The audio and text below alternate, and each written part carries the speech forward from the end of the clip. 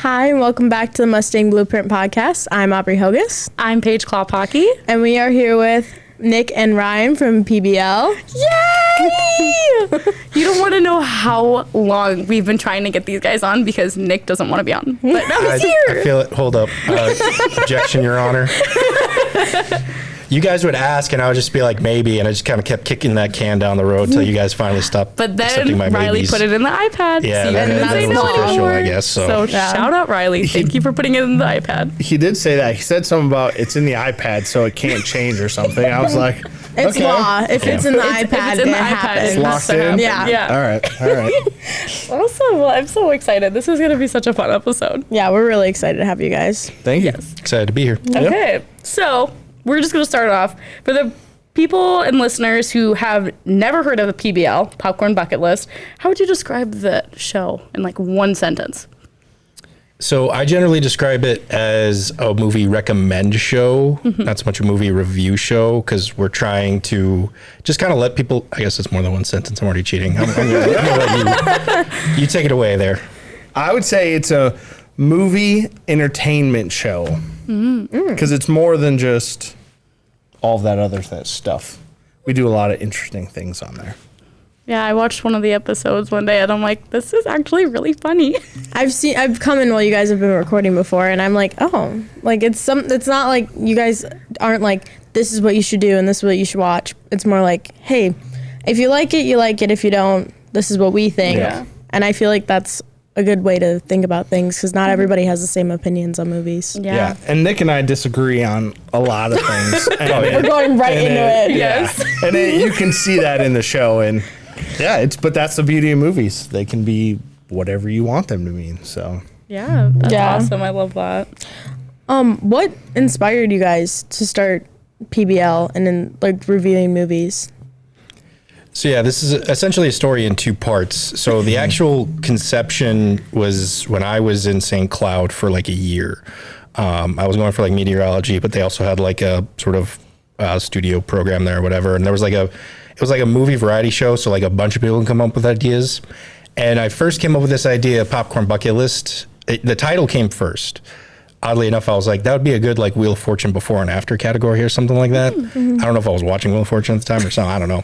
So like that was the idea of the show, and I did like one try of it when I was in St. Cloud, and I didn't really like it. It was just me in front of a green screen, just describing all the movies coming out that weekend, whatever. I got to find that. I haven't seen that. I have no idea. I want to see that. Find That's because this and the insert a footage clip doesn't after exist. editing. I don't know where it is right now. I honestly couldn't find it if I tried, honestly. I forgot to grab it before I left, basically. So, then a couple years later, got to know Ryan a little bit, and all of a sudden I walk into the office, he's like, we should do a movie show. And I was like, well, I had that Popcorn Bucket List idea thing, and I didn't really like it as a solo thing. I was like, well, maybe it needed a co-host, and that's just kind of where we started with that, I think. So, Yeah. So when did you guys actually like meet? Like I heard that it was like not in a normal way, or am I wrong? It would have been the first Bantam tournament I had worked for Studio One. Would have been a hockey thing. There was that super long weekend that my right arm was actually like broken, not bone wise, muscle wise. Oh god! Because it was like the first time I'd run a shoulder rig camera and it was the first time I ran a shoulder rig camera, period. But I did it for like 10 hours that day. At least 10 hours. It's a long day. And you took it like you were doing like the same thing, but you were like totally fine that weekend. But that was, I think, when we first, I think that was when we first met, because you had already started working in Studio One. At that point, that was like a one-off thing for me. Yeah. And then I eventually kind of came on in a little bit more of a permanent role, but Yeah. I think he hit it spot on. Because, you started working at Studio One, and I was like, oh, this guy kind of likes movies too. And then you can tell when somebody really likes movies, and we just hit it off. That's so cool. That's really cool.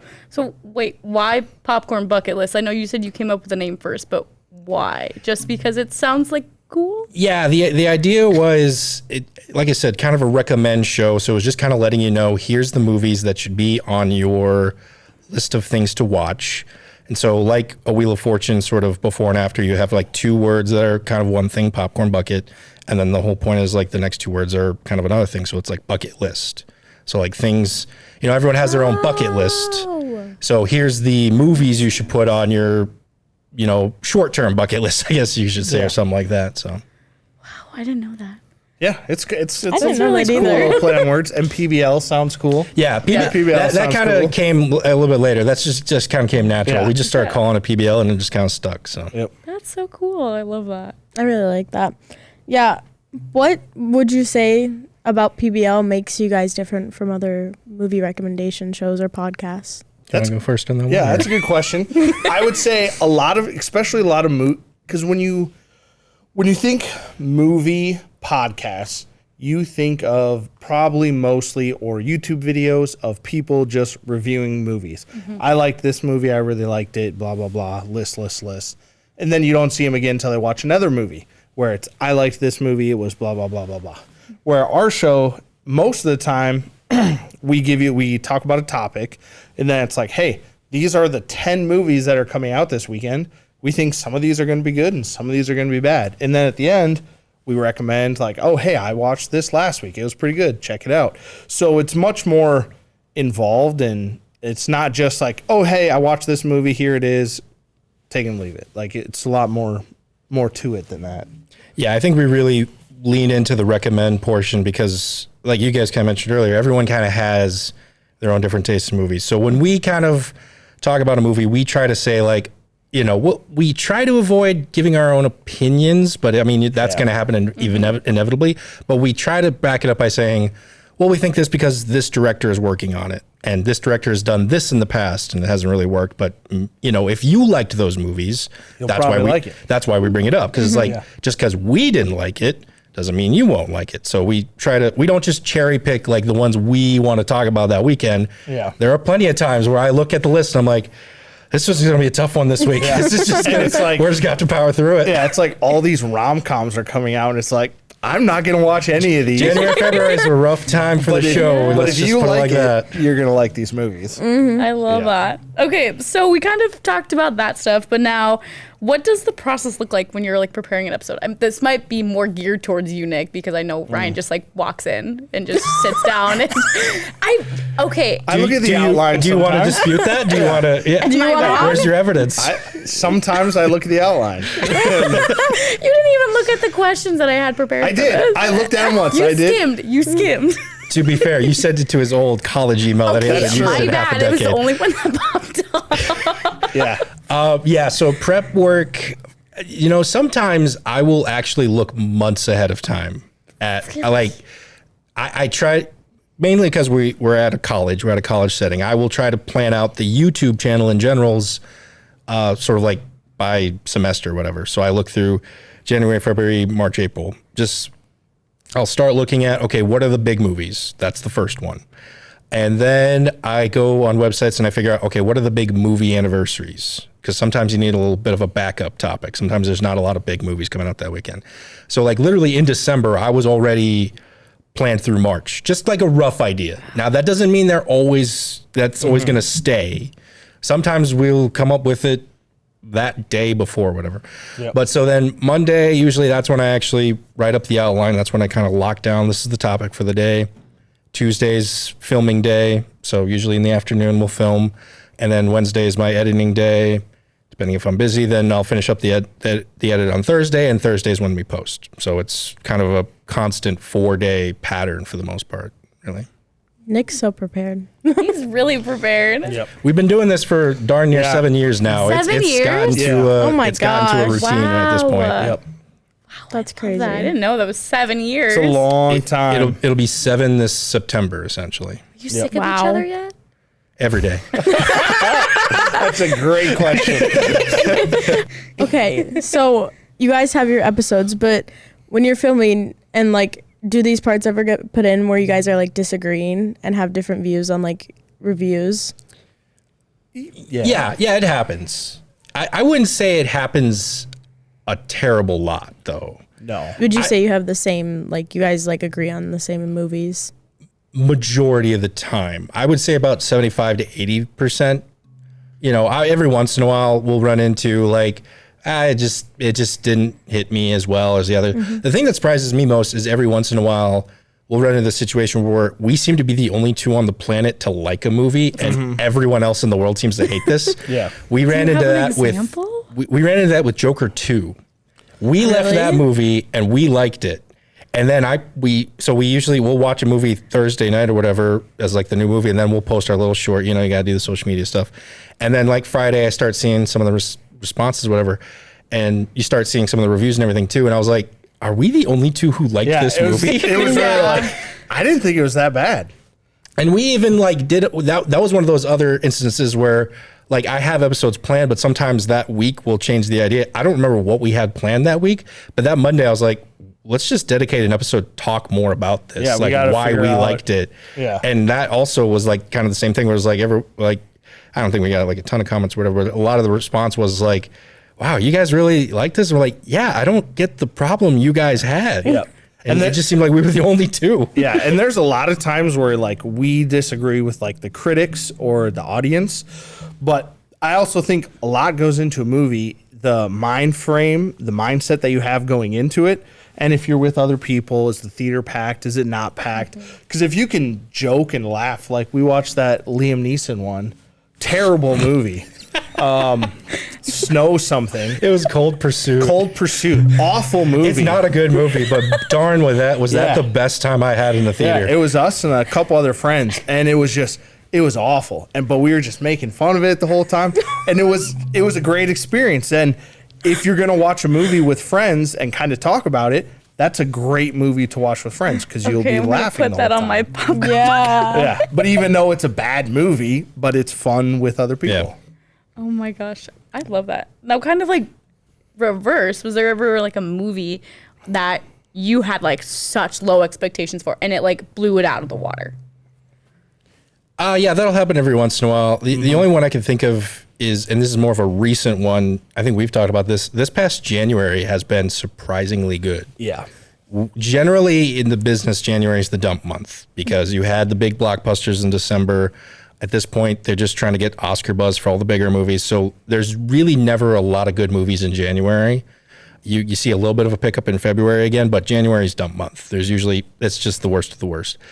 We left a couple of movies, I think, especially, Mercy. At least I didn't have any expectations for it, and we left that one kind of enjoying that one, I thought. So Yeah. We watched another one in January that I thought.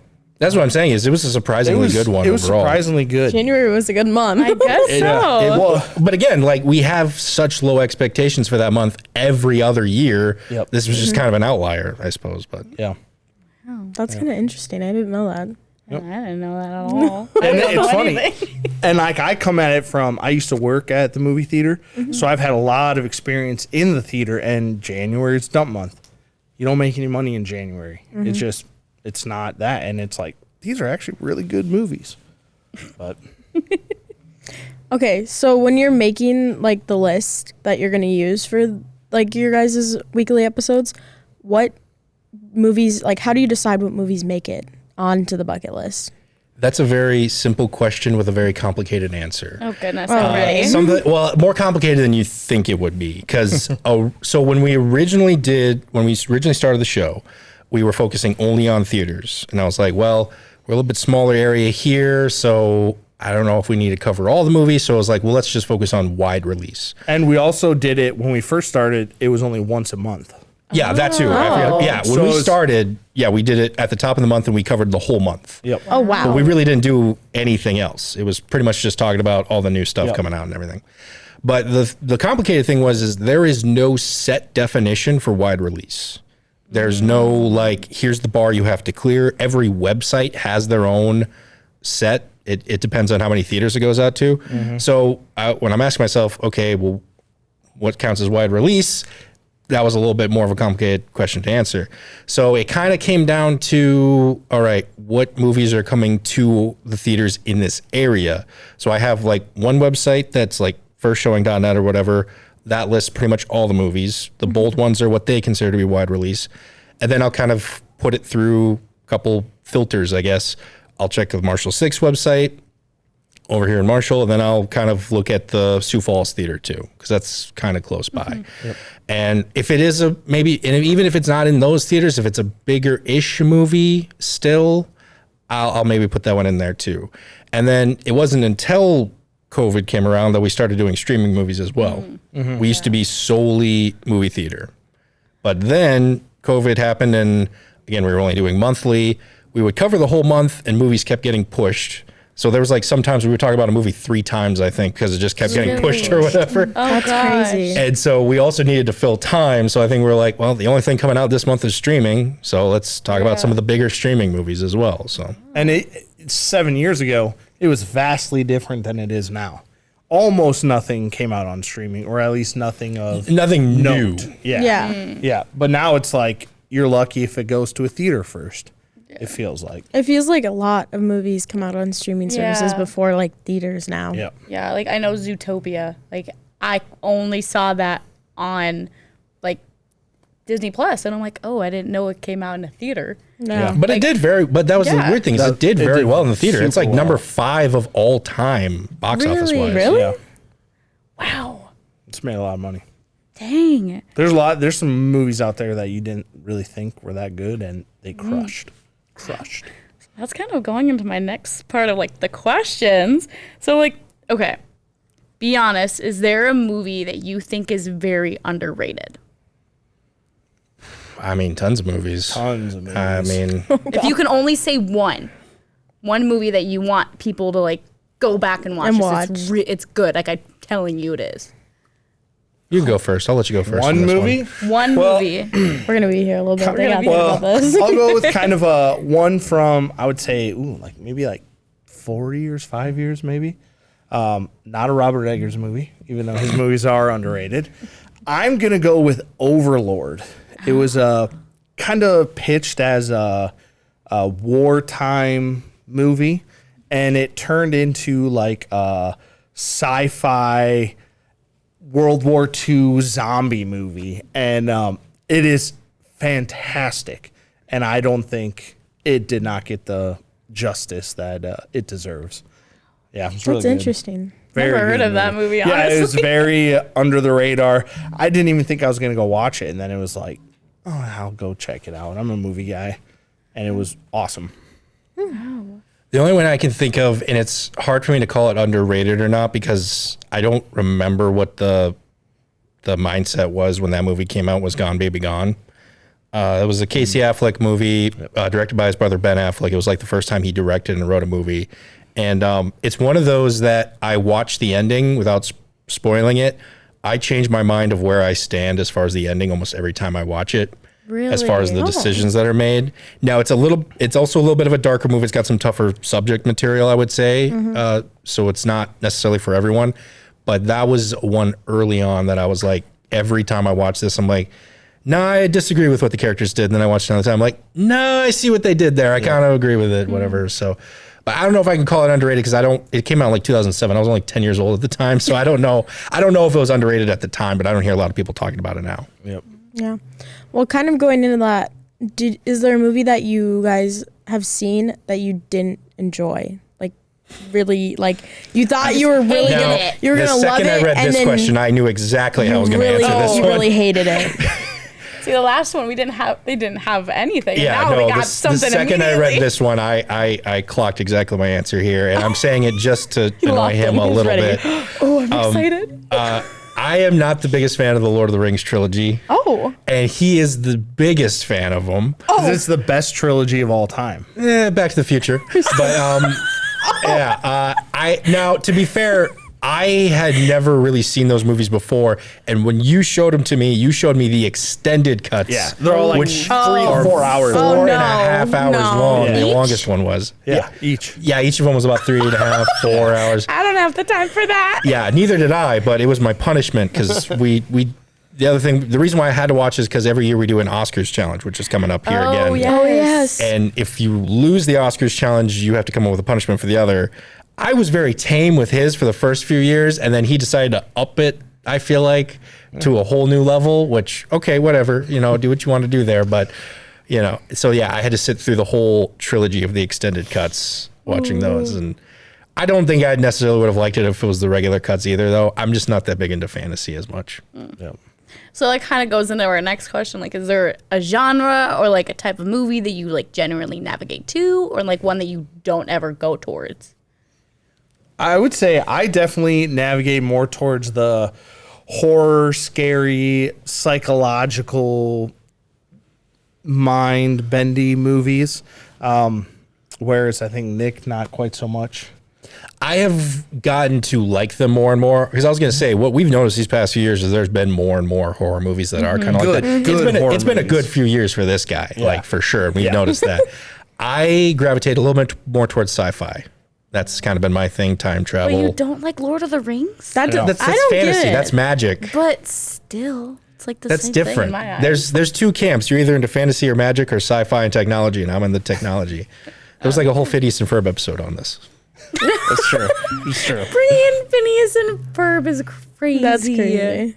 Oh my goodness. I love that. Oh. That's funny. So, okay, is there one film that you think everybody should watch at least once in their life? And it has to be a good one. It has to be a good. Besides Lord of the Rings? Besides Lord of the Okay. Rings, please, anything but Lord of the Rings. You know, the worst part is I feel like I've been asked this question before, and I feel like I had an answer, but I can't remember it now. But I will say, I guess this is a little bit of an older one, and I think most people have seen this. I would say The Wizard of Oz might be a good starting point. Wizard of Oz. Just because I feel like that was an early one that had a lot of aspects of movie making we take for granted. There was a lot of practical effects. There was a little bit of digital effects with the tornado, not great digital effects. The transition between the black and white coloring to the color, you know, that was like really the first cool. time. I really like But that. when you really start digging into it, all the behind the scenes problems they dealt with, like, you know, you can be fascinated at behind the scenes elements in movies, and there was like so many cautionary tales with this one that I feel like there was a lot of lessons learned, unfortunate lessons, Yep. and ones that you wouldn't think it would have to be learned. But I think that's a good like stepping stone that like really catapulted movie making in general for the next few decades. That's a really good answer, Nick. Thank you. That's very good. He planned it. Yeah, that's a lot. Because he didn't skim the questions. Yeah, this is what happens when you prepare. Okay. So this is my problem is when when people ask me for recommendations, I always ask, what kind of movies do you like? Do you like action movies? Do you like mystery movies? What kind of movies do you like? Because I want to tell you something that you're going to like that you like. If you like mystery movies, you probably haven't seen this one. This is a good one you should check out. So that's kind of hard for me to say without saying like your classic Titanic, Wizard of Never Oz. seen it. But I would always say to someone, if you're ever in doubt, watch 2001: A Space Odyssey, and just tell me what you think it's about. That's where I'm leaving it there. If you've seen it, great. If you haven't, go watch it. Never gonna watch it. Yeah. I've never seen that. Never seen You'll it. have no idea what's going on. Oh, probably not. Probably But that's the not. beauty of it. That's the beauty of it. Okay, if your podcast, like friendship, like, you know, your guys' duo could be like a movie genre, what would it be? And if you say horror, there's something wrong. Movie genre. Like a genre. So when I read that one, the thing that came to my mind was sort of like a 2000s decade comedy where there's some laughs. At one point, one of us is going to say something that ticks the other one off, but at the end, we end on good terms. Like a coming of age Every thing. 2000s, like Like a two Disney guys, Channel movie. like something like that. I feel like. Yeah. The movie that I thought of was The Nice Guys. Like That's a good one, actually. That's a really what I thought of. underrated. No, I'm going to change That's my what I- answer. that's- That's an underrated You movie can't nobody talks change it about. now. I'm going to retroactively change it when I He's edit gonna, like- this later. He's gonna go back, He's gonna and, go back edit and it. edit it, and he's gonna be like, "This is my answer." Yeah. No, that is an underrated movie. Nobody has, or not as many people have watched. Yeah. These are hot takes that we're gonna All right. ask. Do you think you guys kind of answered this question already? Are movie theaters dying? Do you think, or will they eventually? I don't think so. They had a little bit of a rough patch with COVID, but I think we're reaching sort of an equalizing. I think the waters are getting a little less choppy this last year going into this year a little bit. I agree with that because theaters are a very special place to watch movies at. And if you can treat them that way, then I think they'll be around forever. If somebody is really excited to see the new, like I assume you guys probably went to the new Avengers. Did you guys remember Avengers Endgame? Yeah. Did you watch it in movie theater? Yes. Was it packed? Yes. It was And packed. everybody was screaming and yelling And throwing things. Yeah. and like recently the Minecraft movie. Like Yeah, you never can't saw if you watch the Minecraft saw movie the at your Minecraft house by yourself, it's not the same as when you watch it with a group of people all excited for the same thing. Yeah. It's almost like sporting events. You feel way better when you're at the game than when you watch it at home. Granted, Yeah. you still get into it, but you're not as into it as much. Yeah. That's true. So that's how I feel about movie theaters. That's a really good Yeah. answer. Okay. Now remakes. Are they lazy? Are they necessary? I want brutal honesty. Depends. I was going to say, I think we have been very harsh on the concept of remakes on the show. I will say, I think you have to look at them a little bit more of an open mind. I do think a lot of the remakes that have been made are unnecessary, but I don't know if the concept is as unnecessary. We've just been doing them to the wrong movies, in my opinion. Yeah. Yep. And I agree with that. And I especially think time has a good thing. Like, for instance, Moana. They're coming out with a live action remake, and it's been out for like 8 years or something. Like 10 I think came in years. 2016. Make a movie that hasn't been made for 40 years. Remake Yeah. that movie. Yeah. So that's kind of where we stand on it. Yeah, I agree with that. I feel like they bring back movies that we could have brought back a different movie. Yeah. Now that being said, and this is a whole other tangent here, I mean, I do get why they do them because, and I maybe didn't at first, but I get why. Like Hollywood is a money-making business. You put a lot of money into these. You need a lot of money out of it to keep making movies and keep doing your thing. So, if as a studio exec, I've had to put myself in those eyes every once in a while. Like, what am I going to do? Some Pete's Dragon movie that failed way back in the day, which they did remake and it didn't do any money or box office? Or am I going to do Moana that made $1 billion? And then the second one made $1 billion. And then this third one is probably also going to make $1 billion. So now I have $1 billion to keep making movies. So again, is the concept unnecessary? No. Or do I wish other people just watch other movies? Sure. Yep. Yeah. That's true. It's valid. Yeah. Okay. Is there anything else you guys like to share? Be on the watch out for the Oscars watch party. Second annual. Live stream. Yeah, last year was the first time we did anything live with the show, but yeah, we were live the whole time during the Oscars ceremony. It was a really fun time. Went very well. Looking forward to doing it again this year. Ceremony's March 15th, so we'll be live about 15 minutes before it, I think. Yep. Kind of the plan. We'll so have costume changes, will. prizes, Oh my we'll have all God. kinds of things. he'll It's have gonna be costume fun. changes and I prizes. wanna 'cause be here for I'm that. not funding that. I Yeah. don't know what you're coming up with these gonna be prizes. a good He's are. gonna come out in a whole like sparkly dress and say he's Vanna I was gonna White. say you came out with a cape I last had year a at one cape point. last year. Oh I my dressed up gosh. like Dracula. Yeah. Oh my goodness. I did all kinds of things. It's fun. Well, thank you guys Yes. so much for coming. We enjoyed having you guys. We will see you next time on the Mustang Blueprint podcast.